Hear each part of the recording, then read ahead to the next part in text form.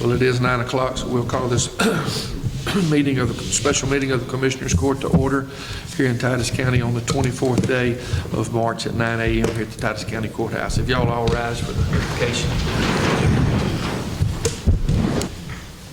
Dear Heavenly Father, Lord, I just come to you thanking you, Lord, for all you do for us. Lord, we just thank you for all these folks that have turned out this morning, Lord, for this. And this is a special call. We just ask you just to help us to reach out to these kiddos and, Lord, just help them in any way we can. Lord, I just ask you just to be with us this morning as we go through this agenda, and Lord, just give us wisdom to do what's right and what's best for Titus County. Just go with us now and forgive us where we fail. In Jesus' name I pray. Amen. Amen. Pledge of allegiance. I pledge allegiance to the flag of the United States of America and to the republic for which it stands, one nation, under God, indivisible, with liberty and justice for all.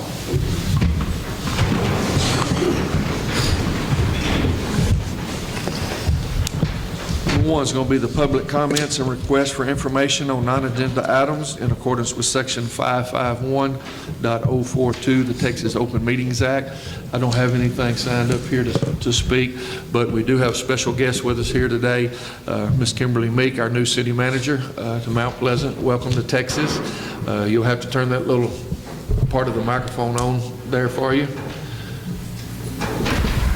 How about that? That's perfect.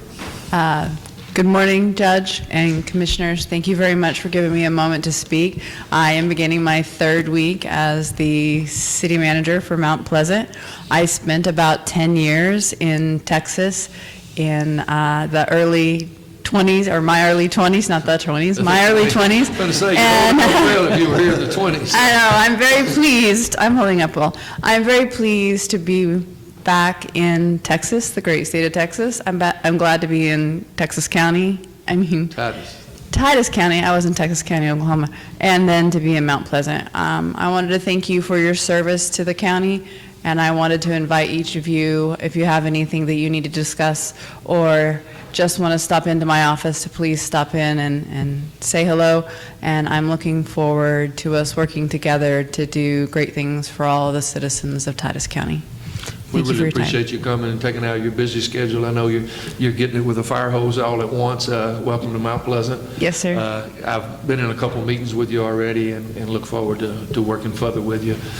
This Commissioners Court is here to help Titus County grow, and if Titus County grows, that means Mount Pleasant grows. So yes, sir. Glad to have you here, and thank you for stopping by.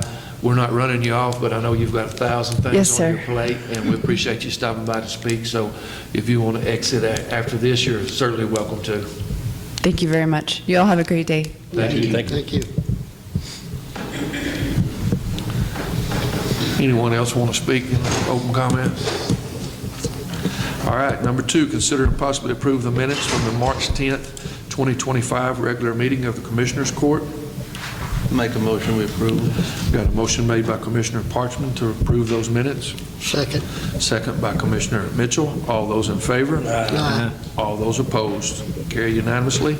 Number 3, consider and possibly approve the minutes from the March 10th, 2025 workshop meeting of the Commissioners Court. Make a motion we approve. Got a motion made by Commissioner Parker to approve those minutes. Second. Second by Commissioner Applewhite. All those in favor? Aye. All those opposed? That will carry unanimously.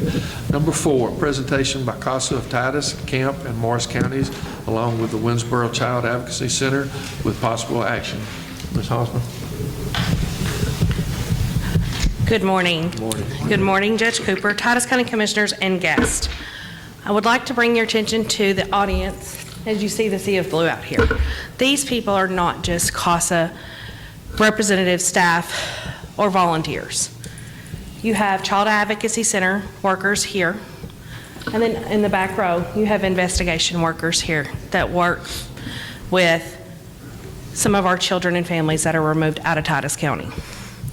Both of these entities we collaborate with and we work along with in the work that we do. After I finish speaking, I would like to invite Ms. Lauren Zancy up to the podium. She's the ED for the Child Advocacy Center to kind of give over their role of what they do. CASA of Titus, Kemp, and Morris counties, staff and children serve kids out of Titus County that are removed and placed in the foster care system. Since I started with the program, I started in 2014, and there were 72 programs in the state of Texas. There are now 74 programs in the state of Texas serving children all across the state of Texas. We work to ensure all children placed in the foster care system due to abuse and neglect have a safe, stable, nurturing home that they need to thrive in. Not just as they are going through the foster care system, but that's the goal at the end of a case. We work with these families to try to provide them with services and need for these kids to be reunified with their parents. The ways that we do that is we recruit and we train CASA volunteers, members from our community, to serve these children and these families so the child's voice is always heard throughout the life of the case. CASA volunteers get to know not just the child, they also get to know the parents and the child's families. No matter what, CASA volunteers will keep in contact with the support network until the case closes, that everyone continues to put the child's best interest first. A district judge in your county may appoint a specially trained CASA volunteer and an attorney as to be the guardian ad litem for a child or a sibling group in a CPS case.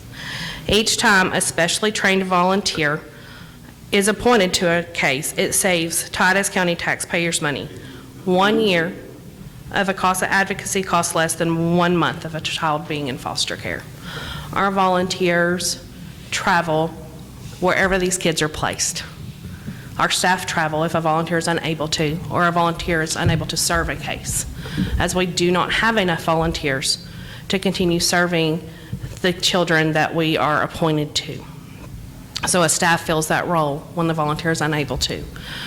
So I'm going to kind of give you a few numbers, but we started, the CASA program for Titus County started in October 1st of 2013.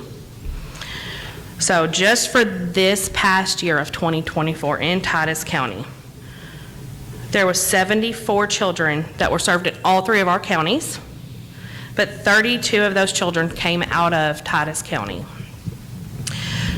Staff hours serving these children and these families. And y'all, I can tell you some of these hours and these miles and these statistics that I'm fixing to provide to you is an overview, but it's not all of what everybody does and everybody keeps doing for these children that we serve. 694 staff hours were served just for children in Titus County. 682 volunteer hours served for children in Titus County.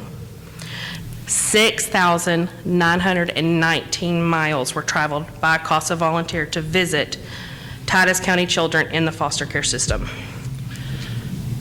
We do have the opportunities to have successful outcomes in these cases that we work along with. Out of the 32 children that were served in Titus County last year, 12 of those children's cases were closed. 5 of those children were able to be reunified with their parents.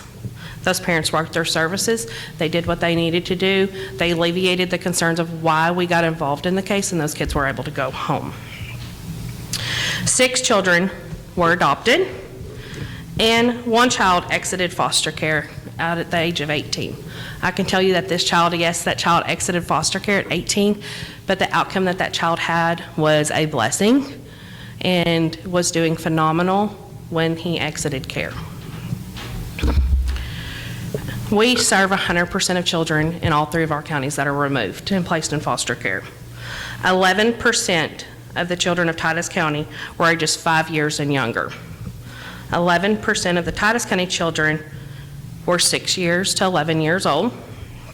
9% of the Titus County children were 12 to 18, and that 1%, that 1 child, we did have 1 that is actually still in care, and that child is between the ages of 19 and 21.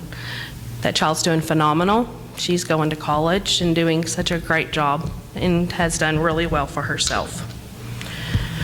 22 volunteers served 74 of those children in Titus, Kemp, and Morris counties. 17 children were served by staff. 33 of the 74 children that we do serve were placed outside of our 3 counties because we do not have enough foster homes or even family members that have the ability to take in these children that are removed. A CASA volunteer must pass and complete the following. They have to do a DFPS background check. They have to do an FBI fingerprint background check. They also have to go through an interview process and pass 3 reference checks. And they do 30 hours of pre-service training in addition to 3 hours of courtroom observation hours to be able to take an oath and serve the kids that we work along with.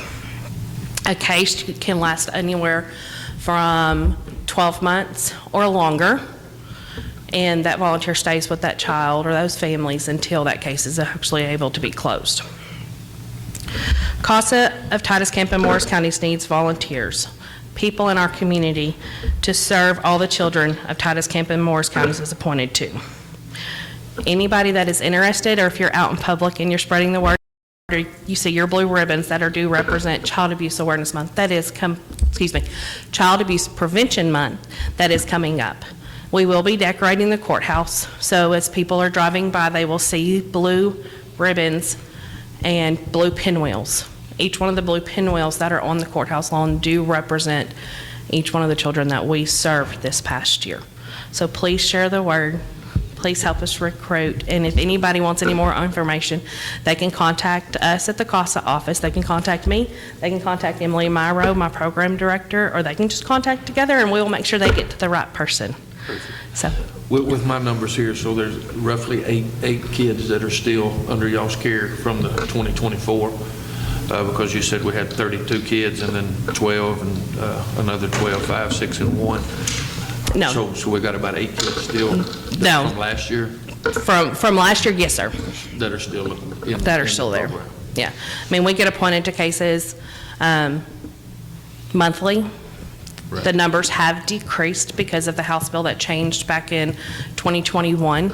They changed it to where a child had to be in what they call imminent danger before they do go in and they remove.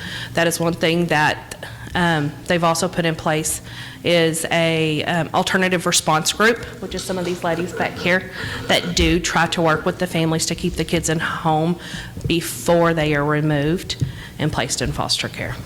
So. Yeah. A lot of times in Titus County, they want to bury their heads and say we don't have problems, but we do. We appreciate each and every one of y'all and all y'all do for our children. Our children are the future of Titus County. Yes. And if we don't raise those right and get them into good situations, then unfortunately we'll be over with Randy and the Sheriff's Department and things of that nature. And so it builds on different things and costs the county different money. But we want to see these kids succeed. And like I said, we can't say gratitude enough.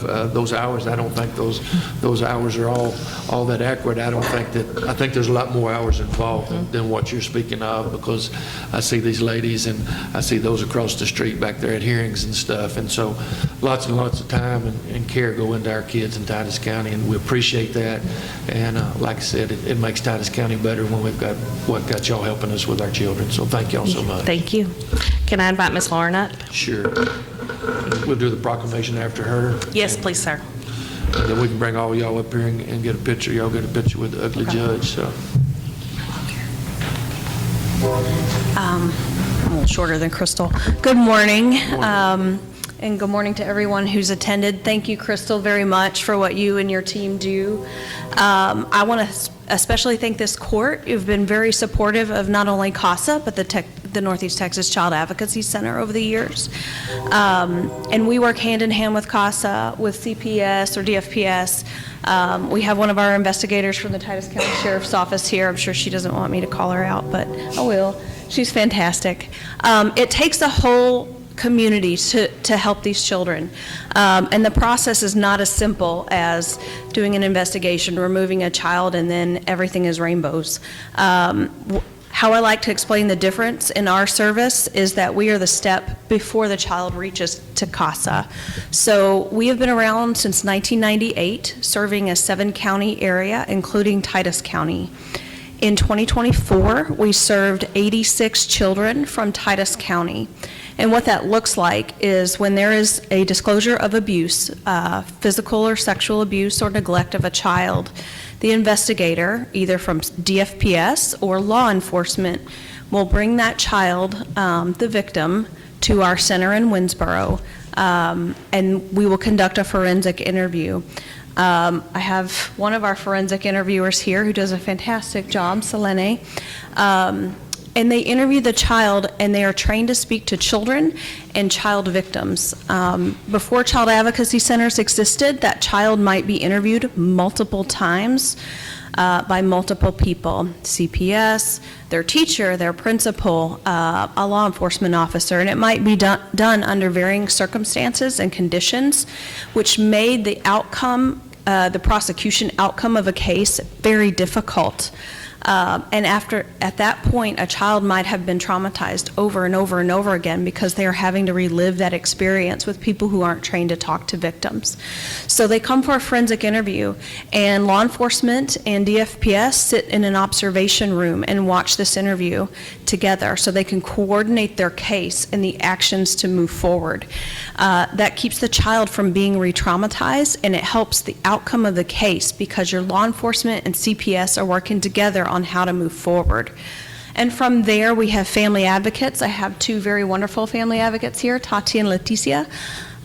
They serve those families. So maybe mom and dad, maybe mom and the child are having to leave dad or stepdad because of the circumstances in the home.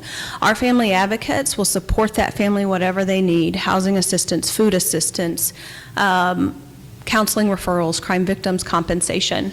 And then we provide trauma-focused counseling for the child and the family free of charge for as long as they need it in the life of the case. It's a very specialized counseling, and we're very lucky in East Texas to have something like that. And by the time the child has gone through, we have saved Titus County $2,200 per child when we fully serve that family. And what we do is connected to CASA. After that, often the child will be going to court, and then will be supported by CASA advocates. And then the case may or may not go to the district attorney or the county attorney's office here for prosecution if there's criminal charges. So that's sort of how the process works in connection. But I just want to say thank you to this court for your continued support of what we do. I want to say thank you to all the volunteers and the staff, DFPS, and our investigators here, because it takes a village, and we have one here. And I'm very proud to say that, because the outcomes of a child's healing and success in life, they can overcome this trauma, and they can move on and have a full, happy, and blessed life. So thank you guys very much for what you do for all of us. Lauren, if you don't, Mike can speak on it, or might be someone else speaks on it. By going to some classes and stuff and talking with some of the officers, a lot of these children, not necessarily coached or whatever, but if they're either scared or coached not to speak. So that goes into a lot of y'all's investigation, I'm sure, for them to, because they say, oh, well, they can't hear or they can't this. And so Yes, they've sir. got so many walls that they put up against those young children for them not to speak to the officers and stuff. And so could you speak a little on that? Yes, sir. Our interviewers are trained in a way that the first step, it's all age appropriate, right? The way you're going to conduct an interview with a 5-year-old child will differ from a 17-year-old child. It'll be age appropriate. It'll also take into account their cognitive ability or their mental stability. And the interviewer will build rapport with a child. We actually show the child the interview room, the cameras, the observation room before the interview, because it's important to build trust and to be transparent with that child of why they're there and what's going to happen. Once you set that expectation, they're in our interviewer takes them to the interview room, which is very child-friendly, big comfy chairs. It's not like Law and Order, right? Interrogation room. Yeah, right, Yeah. right. And they sit and they talk and they build rapport. Our interviewers will learn something that the child likes, what their favorite subject in school, what's their favorite sport, and engage in a conversation. And then from there, it is child-led. So if the child does not want to speak, we do not coerce, we do not encourage them. We are fully, completely objective. And once the child is leading that interview, they have autonomy over telling their experience about what happened to them or not. Thank you. Yes, sir. Like I said, I just know it's a tough situation for y'all when you do those investigations and those that have been the victims, whoever that was, is talk them into not talking, not saying nothing. And so it's a very in-depth deal that y'all have to go through to get that trust from them to be able to break those relations. So Yes, sir. once again, we do appreciate it, and we are here to support y'all. Thank you. Next month is Child Abuse Prevention, the month of April, so we're going to proclaim that here in Titus County. And if all you in these blue shirts, except for Dennis, I don't think Dennis is with y'all. He's got his blue shirt on in support today. But if all of y'all would like to come up here in front, I'd like to get a picture with y'all. And like I said, the commissioners and I just can't thank y'all enough for what all y'all do for Titus County and our children. Thank y'all so much. Thank you, sir.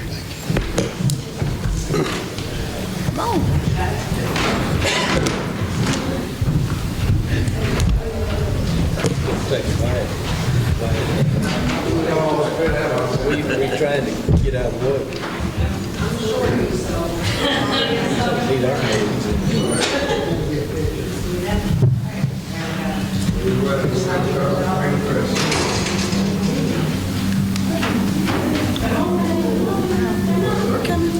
I'm gonna get my old bug in there, so I can get on down yonder.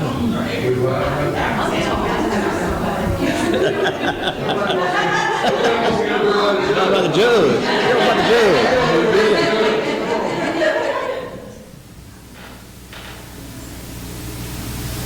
You can't tell me to get all that in there. I don't think you can. Thank y'all for what y'all do. Yeah, thank y'all.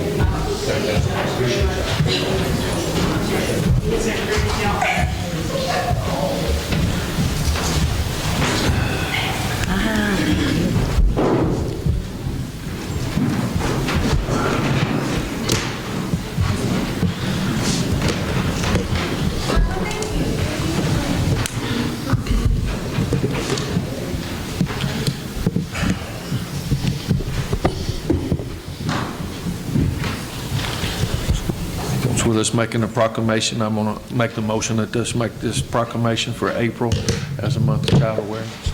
Second. Second by Commissioner Applewhite. All those in favor? Aye. All those opposed? Once again, I can't tell y'all how much we appreciate y'all, and to see the children come from a bad situation and as you were talking about, go to school and doing so great. That's what makes it. The pay's not what it is. It's y'all getting to see those children succeed, and that helps us. So thank y'all. Number 5, consider and possibly approve the renewal of a maintenance contract between Newman Electronics, LLC, and Titus County for the Titus County Courthouse to annex the Justice Center, Tax Office, and Adult Probation. Mr. Newman.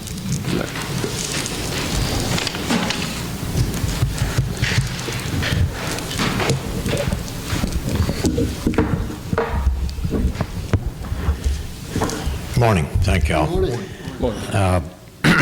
Before I start, I'd like to thank CASA too, because due to my work-related involvement in a lot of police and civic things, I've found out a lot of things about what y'all have to do. And I appreciate there's a lot of kids out there that are in dire circumstances that y'all have rescued from, a lot of them still out there. So thank y'all. And I'd like to apologize for Nanette for not getting this turned in. If I had got it turned in 2 or 3 weeks ago, then this might not be necessary. But anyway, so we did go up on our contract. We went up 5%, which is from $8,600 to $9,030, which is about $430. That was necessary because the main increase in our business cost related expenses was insurance, the DPS, surveillance license, all our license and training fees went up 17%. Our automobile expenses, gas, repairs, insurance went up 18%. But the surveillance equipment went up 35%, and then our property taxes went up 17%. And then utilities, it all went across the board. We were able to keep our labor cost about the same. We actually cut down on a little overtime, still gave them raises, so that didn't increase any. Y'all already know this, our water and sewer was about 4%, 23 to 24, but then this year it increased, I think, 24.5%, because our water bill, y'all already know all that, but that's another reason, so. There's other reasons. Anyway, but. The main thing, I think, that if we can communicate a little better, if we can get it I know you don't always know what your increases are going to be, but if we can get that into our budget around the October time, if you can work with that. I know the contract is from March till end of February, but if we can kind of have a little foresight on that, we can get it budgeted, and then we won't have you back up here having to go over this. We just want transparency through the court. We know some things have gone up and your things, and that's why we're here today at this time. So if we can work on that with Lynette or someone so that we got that budgeted a little better, there won't be that increase. No. We usually have a percentage increase on the budget. Okay, all right.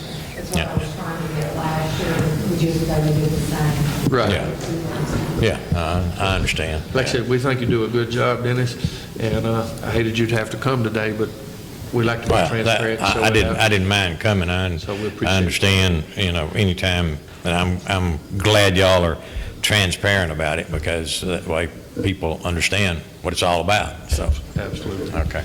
So we're looking at a 5% increase from what we had budgeted there in the October deal. I make a motion. Got a motion made by Commissioner Applewhite to approve this increase in the budget. Second by Commissioner Parchman. All those in favor? Aye. All those opposed? That'll carry unanimously. Okay.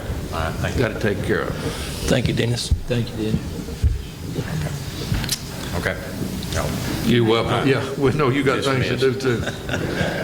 Everybody wants to leave when they get through with this stuff. There you go. Thank you, Dennis. Thank you, Dennis. Number 6, consider and possibly approve the amended plat for the Piney Woods Estate on Highway 11 and Farm to Market Road 2348. Got someone here to present that? Yeah. Whose precinct is that in? That's yours, Jim? Yeah. I've looked it over and I've looked it over and everything looks like it's in order. Kim was having some type of problems with that at one point. Is that the same one or is that a different one? That was a different one. Okay. So everything's in good shape with it, so. I make a motion to approve it. We got a motion made by Commissioner Parker to approve that plat for the Piney Woods Estate on Highway 11, Farm to Market Road 2348. Second by Commissioner Applewhite. All those in favor? Aye. All those opposed? That'll carry unanimously. Number 7, approve oral and written reports of the county officials. Make a motion we approve them. Got a motion made by Commissioner Parchman to approve the written reports. Second by Commissioner Mitchell. All those in favor? Aye. All those opposed? That will carry unanimously. Number 6, consider and possibly accept the treasurer's report as a matter of record. I make a motion to accept it. We got a motion made by Commissioner Mitchell to accept the treasurer's report. Second by Commissioner Parker. All those in favor? Aye. All those opposed? Carries unanimously. Number 9, approve budget amendments. Ms. Lynette? There's no budget amendments for this court. Number 10, sign pay orders and approve the payments. Make a motion to pay a bill. Got a motion made by Commissioner Parker to approve those payments. Second. Second by Commissioner Mitchell. All those in favor? Aye. All those opposed? Closing comments. Jeff, you have anything? I just want to say thank you to all the CASA workers and volunteers for everything you guys do, for all your hard work. Appreciate it. I'd like to also say thank you to all of you. I would too, and I know the kids really appreciate y'all too, and it's hard to walk away from a child with tears in his eye, and it's so hurt, and y'all do a great job. We do appreciate it. Thank y'all very much for what you do. Do a good job. Appreciate y'all. Thank you very much for everything. Thank you all so much for coming today and being here. This past couple of weeks, we've had a couple of performers down in Houston do well. Kincaid Henry got second there in the tie-down roping and brought some money back to Titus County. We've had some ag students that did quite well down there, won divisions and stuff, and we plan to have them here in court shortly. We also, it's a little quieter in our courtroom today.